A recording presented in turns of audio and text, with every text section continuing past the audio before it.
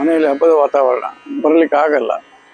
ಆದ್ದರಿಂದ ಈ ದಿನ ನಾವು ಮಹಿಳಾ ದಿನಾಚರಣೆ ಅಂತ ಮಾಡಿಕೊಂಡು ಅವರಿಗೆಲ್ಲ ಮಹಿಳೆಯರಿಗೆ ಆಗಿ ಒಂದು ಸಂದೇಶ ಕೊಡುವುದು. ಮನೆಯಿಂದ ಮಹಿಳೆಯರಿದ್ದರೆ ಮನೆ ಪ್ರಾರಂಭ ಆಗೋದು. ಬೆಳಿಗ್ಗೆ ಎದ್ದ ತಕ್ಷಣ ಮಹಿಳೆಯರೇ ಅದಕ್ಕೆ ಉತ್ತೇಜನ ಕೊಡ್ತಕ್ಕಂಥ ಕೆಲಸ ಮಾಡೋದು.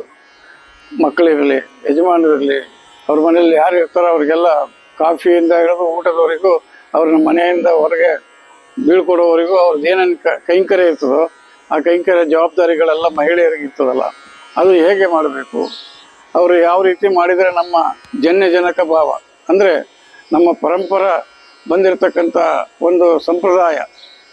ಪ್ರತಿನಿತ್ಯ ಎದ್ದ ತಕ್ಷಣ ಸ್ನಾನ ಮಾಡಿಬಿಡ್ತೀವಿ, ದೇವ್ರ ಪ್ರಾರ್ಥನೆ ಮಾಡೋದು, ಸ್ನಾನ ಮಾಡೋದು, ಆಮೇಲೆ ಸಂಧ್ಯಾ ವಂದನೆ ಮಾಡೋದು, ಇವೆಲ್ಲವೂ ಕೂಡ ಮನೆಯಲ್ಲಿ ಯಾರು ಗೃಹಿಣಿ ಇರ್ತಾಳ ಅದೆಲ್ಲ ಕಟ್ಟುನಿಟ್ಟಾಗಿ ಮಕ್ಕಳಿಗೆ ಒಬ್ಬ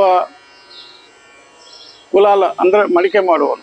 ಮಡಿಕೆ ಮಾಡುವಾಗ ಅವನೇನು ಮಾಡ್ತಾನ, ಹದವಾಗಿರ್ತಕ್ಕಂಥ ಮಣ್ಣು, ಹದವಾಗಿರ್ತಕ್ಕಂಥ ಒಂದು ಸಾಮಗ್ರಿಗಳನ್ನೆಲ್ಲ ತಗೊಂಡು ಅದನ್ನು ಕಲಸಿ ಅದು ಮಡಿಕೆ ಮಾಡಲಿಕ್ಕೆ ಹೇಗೆಲ್ಲ ಬೇಕೋ ಹಾಗೆಲ್ಲ ಮಡಿಕೆ ಮಾಡಿದ ಮೇಲೆ ಅವನ ಆಕಾರ ಅದೊಂದು ಒಂದು ಯಾವ ರೀತಿ ಮಾಡಿದರೆ ಚೆಂದ ಕಾಣಿಸ್ತದೆ. ಹಾಗೆ ನಾವು ನಮ್ಮ ಜೀವನದಲ್ಲಿ ಕೂಡ ನಮ್ಮ ಜನ್ಯಜನಕ ಭಾವ, ನಾವು ಯಾವ ಕುಲದಲ್ಲಿ ಬಂದಿರ್ತೇವೆ, ಯಾವ ರೀತಿ ಬಂದಿದ್ದೇವೆ, ಇವರೆಲ್ಲ ಹೇಳ್ಕೊಟ್ಟಿರ್ತಕ್ಕಂಥ ಒಂದು ಜನ್ಯಜನಕ ಭಾವದಿಂದ ನಾವು ಬೆಳಿಬೇಕು.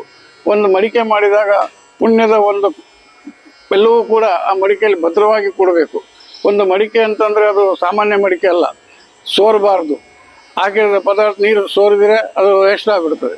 ನೀರಿರಬೇಕು. ಯಾವುದೇ ಒಂದು ಪದಾರ್ಥ ಹಾಕಿದ್ರು ಕೂಡ ಆ ಮಡಿಕೆ ಚೆನ್ನಾಗಿ ಅದನ್ನು ಬಿಸಿ ಮಾಡಿ ತಯಾರು ಮಾಡಿ ನಾವು ಅದನ್ನು ಏನು ಮಾಡ್ತೇವೆ, ಆ ಮಡಿಕೆಯಲ್ಲಿ ನೀರು ತಗೋಬೇಕಂದ್ರೂ ಕೂಡ ಒಂದು ಹಗ್ಗ ಬೇಕು, ಒಬ್ಬ ವ್ಯಕ್ತಿ ಬೇಕು, ಒಂದು ಗಿರಿಕಿ ಬೇಕು, ಆ ಬಾವಿಯಲ್ಲಿ ನೀರಿರಬೇಕು. ಹಾಗೆ ನಮ್ಮ ಸಂಸಾರನೂ ಹಾಗೇನೆ. ನಮ್ಮ ಇಡೀ ಕುಟುಂಬಕ್ಕೆ ಒಬ್ಬ ನೇತಾರ, ಅವನು ಪರಿಪೂರ್ಣವಾದ ಜ್ಞಾನಿಯಾಗಿರಬೇಕು.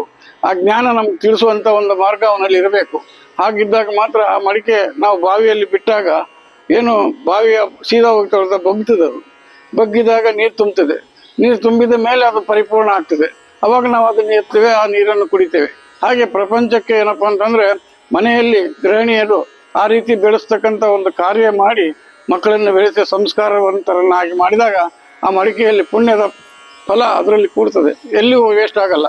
ಹೇಗೆ ನಮ್ಮ ಭಾಗವತದಲ್ಲಿ ಒಬ್ಬ ರಾಜ, ಧ್ರುವಾದ್ಯೋ ಧ್ರುವ ಪೃಥ್ವಿ ಧ್ರುವ ಸಪರ್ವತಾಯಿಮೇ ಧ್ರುವಂ ವಿಶ್ವಂ ಇದಂ ಜಗತ್ ಧ್ರುವ ರಾಜ ದೃಶಾಮಯಂ ಧ್ರುವಂತೆ ರಾಜ ವರ್ಣೋ ಧ್ರುವಂದೇವೋ ಬೃಹಸ್ಪತಿ ಧ್ರುವಂತೆ ಇಂದ್ರಶ್ಚ ಅಗ್ನಿಶ್ಚ ರಾಷ್ಟ್ರಂ ಧಾರಾಯಿತ ಅಂದ್ರು. ಅಂಥ ಒಂದು ರಾಜ ಅಲ್ಲಿ ಸ್ವರ್ಗಲೋಕದಲ್ಲಿ ಅನೇಕ ರೀತಿಯ ಸುಖ ಸಂಪತ್ತಿನಲ್ಲಿ ಬೆಳೀತಾ ಇರ್ತಾನೆ. ಇಂದ್ರದ್ಯುಮ್ನ ಅಂತ ಅವನು ಅಷ್ಟು ಚಂದ ಬೆಳೀತಾ ಇರುವಾಗ ಒಂದು ದಿವಸ ಎಲ್ಲ ದೇವತೆಗಳು ಎಲ್ಲರೂ ಸಿಗ್ತಾರ. ನೋಡಪ್ಪ, ನೀ ಪುಣ್ಯ ಏನು ಮಾಡಿದ್ಯೋ ಆ ಪುಣ್ಯದಿಂದಾಗಿ ನೀನು ಇಷ್ಟೆಲ್ಲ ಸ್ವೀಕರಿಸಿದ್ಯಾ. ಈಗ ನಿನ್ನ ಪುಣ್ಯ ಎಲ್ಲ ಖಾಲಿಯಾಗಿ ಹೋಗಿದೆ, ನಿನಗೆ ಈಗ ಎಲ್ಲಿಲ್ಲ ಅವಕಾಶ ಇಲ್ಲ. ನೀವು ಇಲ್ಲಿ ಭೂಲೋಕದಲ್ಲೇ ಹೋಗ್ಬೇಕಾಗ್ತದೆ. ನಿಮಗೆ ಸ್ವರ್ಗಲೋಕದಲ್ಲಿ ಏನೆಲ್ಲ ಬೇಕೋ ಅದೆಲ್ಲ ನೀವು ಮಾಡಿದ್ದಕ್ಕೆ ನಿನಗೆಲ್ಲ ಏನು ಕೊಡಬೇಕು ಅದೆಲ್ಲ ಕೊಟ್ಟಾಗಿದೆ. ಧ್ರುವಾದ್ಯೋ ಧ್ರುವ ಪೃಥ್ವಿ ಧ್ರುವ ಸಪರ್ವತಾಯಿಮೆ ಎಲ್ಲವನ್ನೂ ಕೂಡ ನಿನಗೆ ಸಂಪತ್ತು ಎಲ್ಲವೂ ಕೂಡ ನಿಶ್ಚಯವಾಗಿರ್ತಕ್ಕಂಥದ್ದು. ನೀವು ಮಾಡಿರ್ತಕ್ಕಂಥದ್ದಕ್ಕೆ ಏನು ಕೊಡಬೇಕು ಅದೆಲ್ಲ ಕೊಟ್ಟಾಗಿದೆ. ನೀನು ಅದನ್ನು ಸಂಪೂರ್ಣ ಅನುಭವಿಸಿದೆ. ಈಗ ನಿನ್ನ ಪುಣ್ಯ ಮುಗಿದೋಯ್ತು, ನೀನು ಮತ್ತೆ ಭೂಲೋಕಕ್ಕೆ ಹೋಗಬೇಕು. ಅವನಿಗೆ ಗಾಬರಿ ಆಗ್ಬಿಡ್ತದೆ. ಏನಪ್ಪ, ನಾನು ಮಾಡಿದ್ದೆಲ್ಲ ಇಷ್ಟೇನಾ, ನಂದು ಇಷ್ಟೆಲ್ಲ ಆಯ್ತಾ, ಹಾಗೆ ಅಂತ. ಅವ್ನು ಭೂಲೋಕಕ್ಕೆ ಬಂದಮೇಲೆ ಭೂಲೋಕದಲ್ಲಿ ರಾಜ ಆಗಿದ್ದಾಗ ಏನೆಲ್ಲ ಮಾಡಿದ್ದ ಅದನ್ನೆಲ್ಲ ಅಲ್ಲಿ ಸ್ವರ್ಗದಲ್ಲಿ ವೈಕುಂಠದಲ್ಲಿ ಅವನಿಗೆ ಅದರದ್ದು ಸುಖ ಸಂಪತ್ತು ಎಲ್ಲವೂ ಕೊಟ್ಟಿರ್ತಾರೆ. ನಾನಿಲ್ಲಿ ಭೂಲೋಕದಲ್ಲಿ ಬಂದ ಮೇಲೆ ನೋಡೋಣ ನಾನು ಏನು ಇಷ್ಟೇ ಮಾಡಿದ್ದ ಅಂತ ಕೇಳಕ್ಕೆ ಒಂದೊಂದು ಪಶು ಪಕ್ಷಿ ಜನನ ಇವ್ರನ್ನ ಎಲ್ಲರನ್ನೂ ಕೇಳ್ತಾನೆ. ಕೇಳಿದಾಗ ನನಗೆ ಗೊತ್ತಿಲ್ಲ, ನೀ ಯಾರು ಅಂತ ಗೊತ್ತಿಲ್ಲ, ಹಾಗೆ ಹೀಗಂತೆಲ್ಲ ಮಾತಾಡ್ತಾರೆ. ಆಮೇಲೆ ಎಲ್ಲರೂ ಸೇರಿ ಇಲ್ಲ ಇಲ್ಲಿ ಒಂದು ದೊಡ್ಡ ಸರೋವರ ಇದೆ, ಆ ಸರೋವರದಲ್ಲಿ ಬಹಳ ವರ್ಷದಿಂದ ಇರ್ತಕ್ಕಂಥ ಒಂದು ಮತ್ಸ್ಯ ರೂಪದಲ್ಲಿ ವಾಸ ಮಾಡ್ಕೊಂಡಿದೆ, ಒಂದು ತಾಂಬೀಲು ಇದೆ, ಮತ್ಸ್ಯ ಕೂರ್ಮನೂ ಇದೆ, ಅವುಗಳನ್ನು ಕೇಳೋಣ. ಅವ್ರಿಗೇನಾದ್ರೂ ನೀ ಪರಿಚಯ ಇದ್ರೆ ಇರ್ಬಹುದೇನೋ ಅಂತ ಅನ್ನೋ ಭಾವನೆಯಲ್ಲಿ ಎಲ್ಲರೂ ಅಲ್ಲಿಗೆ ಹೋಗ್ತಾರೆ. ಅವನು ಯಾರ್ಯಾರ ಹತ್ರ ಕೇಳಿದ್ನ ಅವರೆಲ್ಲ ಕರ್ಕೊಂಡು ಹೋಗ್ತಾನೆ. ಕರ್ಕೊಂಡು ಹೋದಾಗ ಅದು ಎಷ್ಟು ಸಂತೋಷ ಪಡ್ತದೆ ಆ ಪಶು, ಅದು ಮತ್ಸ್ಯ. ಏನಂತಂದ್ರೆ, ನೋಡಪ್ಪ, ನನ್ನ ಪರಿಚಯ ನಿನಗಿದೆಯಾ ಅಂತ ಕೇಳಿದಾಗ ಎಷ್ಟು ಆನಂದ ಬಾಷ್ಪದಿಂದ, ಎಷ್ಟು ಸಂತೋಷದಿಂದ, ಎಷ್ಟು ಒಂದು ಕಳಕಳಿಯಿಂದ ಮಾತಾಡ್ತದೆ ಆ ರಾಜನಿಗೆ. ಅಂದರೆ ನಿನ್ನಂಥ ಒಂದು ಮಹಾತ್ಮ ನಿನ್ನ ಗೊತ್ತಿಲ್ಲ ಅಂತ ಯಾರು ಹೇಳ್ತಾರೆ? ನೀನು ಇಂದ್ರದ್ಯುಮ್ನ, ನೀನು ಇಡೀ ನಮ್ಮ ಸಮಾಜಕ್ಕೆ ನಮ್ಮ ಜಗತ್ತಿಗೆ ಒಂದು ವರ ಕೊಟ್ಟಿರ್ತಕ್ಕಂಥವನು.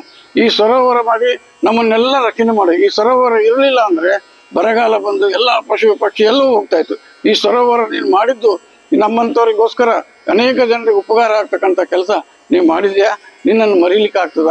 ನೀನು ಅಂಥ ದಾನಿ ಆಗಿದ್ದಿ ಅಂತ ಹೇಳಿದಾಗ ದೇವತೆಗಳು ಮತ್ತೆ ಅವ್ರಿಗೆ, ಇಲ್ಲಪ್ಪ ನಾವೆಲ್ಲ ತಪ್ಪು ಲೆಕ್ಕಾಚಾರ ಹೋಗಿದೆ, ನೀನು ಮತ್ತೆ ಮೇಲೆ ಬಾ ಅಂತ ಕರ್ಕೊಂಡು ಹೋಗಿ ಮತ್ತೆ ಅಲ್ಲಿ ಸ್ಥಾನ ಕೊಟ್ಟು ಮತ್ತೆ ಆ ಸುಖ ಭೋಗಗಳನ್ನೆಲ್ಲ ಅವನಿಗೆ ಸಿಕ್ಕಿತು. ಆ ರೀತಿ ನಾವೇನಪ್ಪ ಅಂದರೆ ಪುನರಪಿ ಜನನಂ ಪುನರಪಿ ಮರಣಂ. ನಾವಿಲ್ಲಿ ಮಾಡಿದ್ದು ಕೂಡ ಪರಮಾತ್ಮ ಅಲ್ಲಿ ಎಷ್ಟು ನಮಗೆ ಒಳ್ಳೇದು ಮಾಡಿರ್ತೇವೋ, ಎಷ್ಟು ಪುಣ್ಯ ಕೆಲಸ ಮಾಡಿರ್ತೇವೋ, ಎಷ್ಟು ನಾವು ಬಿಂದಿಗೆ ಮಾಡಿದಾಗ ಬಿಂದಿಗೆಯಲ್ಲಿ ಒಂದು ಇಡೀ ಕುಟುಂಬದ ಒಂದು ಬಿಂದಿಗೆ ಅದು. ಆ ಕುಟುಂಬದ ಬಿಂದಿಗೆಯಲ್ಲಿ ನಮ್ಮ ಪುಣ್ಯ ಎಲ್ಲ ಶೇಖರಣೆ ಆಗಿರ್ತದೆ. ಅಲ್ಲಿ ಹೋದಾಗ ಆ ಬಿಂದಿಗೆಯಲ್ಲಿ ಇರ್ತಕ್ಕಂಥದ್ದನ್ನೆಲ್ಲ ಮುಗಿದ್ರು ಕೂಡ ಮತ್ತೊಂದ್ಸಲ ನಾವು ಇಲ್ಲಿಗೆ ಬಂದಾಗಲೂ ಕೂಡ ಇನ್ನೂ ಇದೆ, ಇಂಥ ಒಂದು ಕಾರ್ಯ ಮಾಡಿದ್ದೇನೆ ಅಂತ ತೋರಿಸ್ತಕ್ಕಂಥ ಶಕ್ತಿ ಮಾಡಿರ್ತಕ್ಕಂಥ ಪುಣ್ಯದ ಫಲ ನಮಗೆ ಅಲ್ಲಿ ಮತ್ತೆ ಕೊಡ್ತದೆ. ಹಾಗಾಗಿ ಪುನರಪಿ ಜನನ ಪುನರಪಿ ಜನಕ ಭಾವ ಅಂತಕ್ಕಂಥದ್ದು ಪುನಃ ಪುನಃ ನಾವು ಮಾಡಿದಂಗೆಲ್ಲ ನಮಗೆ ಅದರ ಫಲ ಸಿಗ್ತಾನೆ ಇರ್ತದೆ. ಆ ರೀತಿ ನಮ್ಮ ಕುರುಬಂ ಸ್ವಚ್ಛಕರ ಮನಿಜಂ ನಿಯತಂ ಹರಿಪಾದವೇ ನಮ್ಮ ಹೃದಯ ಸತತಂ ಅಂತ ನಮ್ಮ ಮಾಡ್ತಕ್ಕಂಥ ಹೃದಯದಿಂದ ಮಾಡ್ತಕ್ಕಂಥ ಪರಮಾತ್ಮನ ಸೇವೆ ಯಾವತ್ತೂ ಕೂಡ ಅದು ನಮ್ಗೆ ಒಂದಿಸಿಲ್ಲ ಒಂದಿವಸ ಅಲ್ಲ. ಪದದಾಗ ಕರ್ಮಣ್ಯ ವಾ ಅಧಿಕಾರ ಅಂತ ಹೇಳ್ತಾರೆ. ವಾ ಅಂದ್ರೇನು? ಅಥವಾ ನೀವು ಮಾಡದೇ ಇದ್ರೆ ನೀ ಏನು